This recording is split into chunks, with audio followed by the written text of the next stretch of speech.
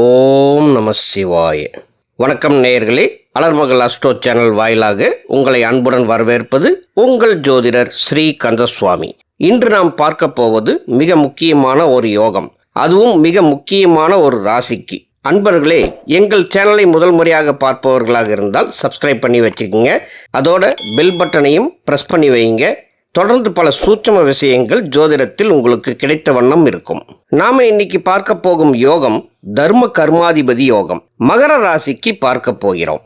ஜாதகத்தில் தர்மத்தை நிலைநாட்டும் இடம் 9ஆம் வீடு. கர்மம் என்று சொல்லும் உழைப்பு, வேலை, அதன் தன்மை, அதனால் ஏற்படும் வளர்ச்சி, அதன் மூலம் கிடைக்கும் பெயர், புகழ், அந்தஸ்து ஆகியவற்றை கூறும் இடம் 10ஆம் வீடு. இந்த தர்ம கர்மாதிபதி யோகம் எப்படி எந்தெந்த அமைப்பில் உருவாகும் என்றால், 9ஆம் இடத்து அதிபதியும் 10ஆம் இடத்து அதிபதியும் ஒரே ராசிக்குள் இருப்பது.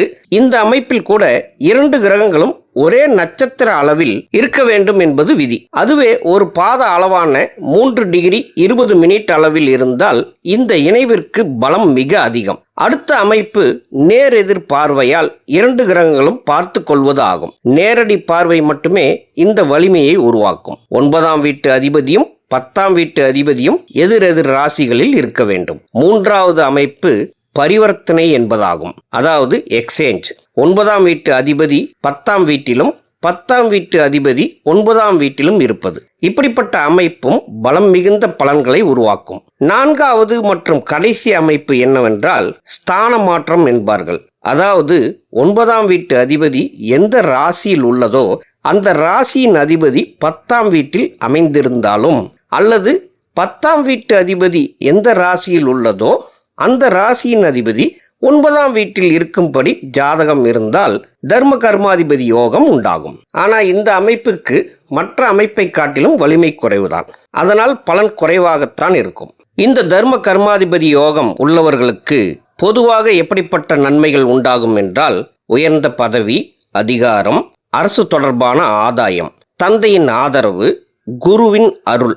குரு என்றால் இங்கே ஆசிரியர் என்று பொருள். அடுத்து தொழிலில் நிலைத்தன்மை, தர்ம சிந்தனை, வெளிநாடு யோகம், உயர்ந்த கல்வி, ஆன்மீக முன்னேற்றம், சமூகத்தில் புகழ், மரியாதை மற்றும் தலைமை நிலையை தரும். மகர ராசி என்று பார்க்கும்போது மகரத்திற்கு 9ஆம் வீடாக கன்னி ராசியும் அதன் அதிபதி புதனும் வருகிறது. 10ஆம் வீடாக துலாம் ராசியும் அதன் அதிபதி சுக்கிரனும் வருகிறது. மகர ராசி அதிபதி சனி பகவானுக்கு புதனும் சுக்கிரனும் நட்பு கிரகங்கள் ஆகின்றன.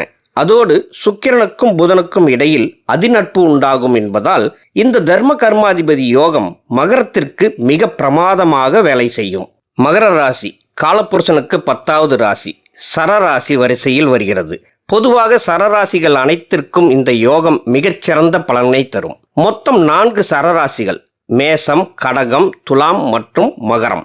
இதில் மேசத்திற்கு 9ஆம் இட அதிபதியாக குருவும் 10ஆம் இட அதிபதியாக சனியும் வரும். இந்த காம்பினேஷன் உழைப்பின் அருமையை உணர்த்தும். கடகத்திற்கு 9ஆம் அதிபதியாக குருவும் 10ஆம் இட அதிபதியாக செவ்வாயும் வரும். இந்த காம்பினேஷன் பெரிய தொழிலதிபர் ஆக்கி பார்க்கும். நிறைய சொத்து சேர்க்கை தரும். மற்ற சரராசிகளை காட்டிலும் அதிக நன்மைகளை தரக்கூடியது குரு செவ்வாய் தரும் தர்ம கர்மாதிபதி யோகம். துலாம் ராசிக்கு 9ஆம் இடமாக புதனும் 10ஆம் இடத்து அதிபதியாக சந்திரனும் வரும். இதுல சந்திரனுக்கு புதனை எப்போதும் பிடிக்கும், அதனால அது பாசிட்டிவா செயல்படும். ஆனா புதனுக்கு சந்திரனை பிடிக்காது, பகையாளியாக பார்க்கும் என்பதால துலாம் ராசிக்காரர்களுக்கு இந்த யோகமானது சில இழப்புகளை தந்துதான் உயரத்திற்கு கொண்டு செல்லும். மகர ராசிக்கு அப்படி இல்லை.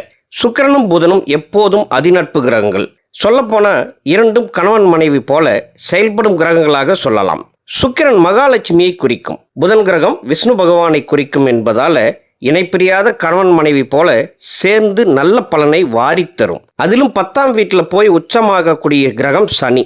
தன்னுடைய அதிநட்பு வீடான துலாத்தில் வலிமை பெறக்கூடிய கிரகம். அப்படிங்கிறதுனால மகர லக்னக்காரர்களுக்கு ராஜயோகத்தை சரியான இணைவு அமைப்பில் வரும்போது கண்டிப்பாக பெற்று தந்துவிடும் என்றால் அது மிகையே அல்ல. மகர லக்னத்தில் ஒருத்தர் புண்ணியம் பண்ணி பிறக்கிறாங்கன்னா அவங்களுக்கு இந்த புதனும் சுக்கிரனும் சேர்ந்து தர்ம கர்மாதிபதி யோகத்தை மிகப்பெரிய ராஜயோகமாக தந்தே தீர்வார்கள். ஒரு விதத்தில் காலபுருஷனுக்கு புதன் 3க்கும் 6ஆம் வீட்டிற்கும் அதிபதியாகி மகரத்திற்கு 6ஆம் வீட்டிற்கும் 9ஆம் வீட்டிற்கும் அதிபதியாக வருகிறார். கடன் சுமை, நோய், எதிரிகள், கடும் உழைப்பை கொடுத்தாலும் கூட அதையும் சாதகமாகத்தான் தருவார். இந்த காலத்துல கடன் கிடைப்பதும் ஒரு யோகம்தான். வாங்கின கடனை சரியான விதத்துல மூலதனமாக்கி பெரிய ஆள் ஆனவங்க எத்தனையோ லட்சம் பேர் இருக்காங்க. அப்படி கடனை வாங்கச் செய்து, அதுவும் குறைந்த வட்டியில் அதிக கடன் வாங்கச் செய்து, பெரிய பெரிய தொழில் நிறுவனங்களை நிறுவச் செய்து பெரிய அளவில் பொருளாதாரத்தில் வாழ வைக்கும். எல்லோரும் கடனை பார்த்து பயப்பட்டாலும் அந்த கடனை புத்திசாலித்தனமாக பயன்படுத்துபவர்கள் மிக பெரும் உயரத்திற்கு அடைந்து விடுகிறார்கள். இன்னைக்கு பேங்க்ல எல்லாமே இப்படிப்பட்ட பெரிய பெரிய நிறுவனங்களுக்குத்தான் கியூ கட்டி நின்று கடன் தராங்க. அப்ப இந்த யோகத்துல புதன் நல்ல கடனை ஏற்படுத்தி கொடுக்கும். அதன் மூலம் உயரத்திற்கு செல்லும் விதி இவர்களுக்கு உண்டாகும். இவங்களுக்கு சுக்கிரன் கன்னி ராசியில புதனுடன் இணையும் போதும், புதனும் சுக்கிரனும் கன்னி மற்றும் துலாம் ராசியில பரிவர்த்தனை வாங்கும் போதும் சுக்கிரன் நீசமாகி நீசபங்க ராஜயோகத்தை தருவார். அப்ப இந்த இணைவு இவர்களுக்கு அற்புதமான தூரதேசத்து பிரயாணம், அதன் மூலம் ஆதாயம், உயரிய கடன்கள், அதன் மூலம் பெரிய தொழில் அமைத்தல், வெளிநாடு வரைக்கும் சென்று தொழில் செய்து பொருள் ஈட்டுதல், அந்த தொழிலின் மூலம் பல்லாயிரம் பேருக்கு வேலை தரும் பாக்கியத்தை இவர்கள் பார்ப்பார்கள்.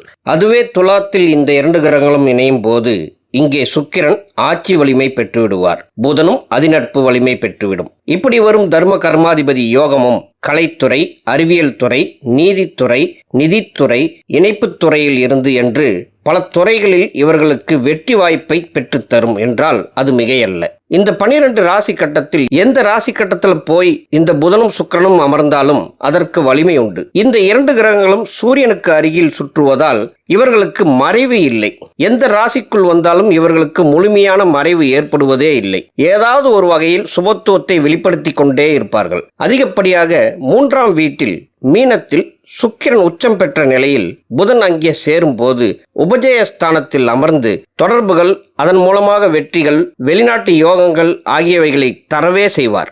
மகர லக்னக்காரர்கள் தன் வாழ்நாளில் கடன் பெற்றுத்தான் முன்னேற முடியும். இவர்களுக்கு பாக்கியத்தை, அதிர்ஷ்டத்தை தரக்கூடிய புதன் ஒரு கடன்கார கிரகம். காலபுருஷனுக்கு அது 6ஆம் வீடு.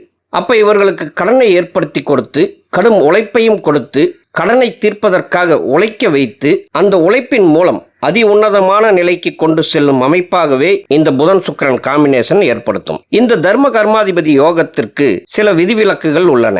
அவை 6, 8 மற்றும் 12ஆம் இடங்களில் அதிக பாதிப்பு வருவது போல அசுப கிரக சேர்க்கை இருந்தால் யோகத்தில் தடைகள் வரும். மற்ற இடங்களில் எங்கேனும் பகை பெற்று இருந்தால் யோகத்தின் வீரியம் குறையும். அதோடு தசாபுத்தி பலமும் அவசியம். உங்க ஜாதகத்துல இந்த தர்ம கர்மாதிபதி யோகம் எந்த இடத்துல இருக்கு என்பதை பார்த்து தெரிஞ்சுக்குங்க. உங்க ஜாதகத்தை வாட்ஸ்அப் பண்ணுங்க, இந்த யோகம் இருக்கிறதா என்பதை பார்த்து சொல்கிறேன். மேலும் உங்களுடைய தனிப்பட்ட ஜாதக பலன்களை தெரிந்து கொள்ளவும் இமெயில் அல்லது வாட்ஸ்அப் எண்ணிற்கு மெசேஜ் பண்ணுங்க. சிறு கட்டணத்திற்கு உட்பட்டதுதான். நேயர்களே, உங்களுடைய ஆதரவை தொடர்ந்து கொடுங்க. இந்த பதிவு பிடிச்சிருந்தா சப்ஸ்கிரைப் பண்ணிக்கோங்க, லைக் பண்ணுங்க, உங்களுக்கு தெரிஞ்ச நண்பர்களுக்கு ஷேர் பண்ணுங்க, உங்களுடைய மேலான கருத்துக்களை பதிவு பண்ணுங்க. அடுத்த பதிவு வரும் வரை உங்களிடமிருந்து விடைபெறுவது உங்கள் ஜோதிடர் ஸ்ரீ கந்தசுவாமி. வாழ்க வளமுடன். ஓம் நம சிவாய.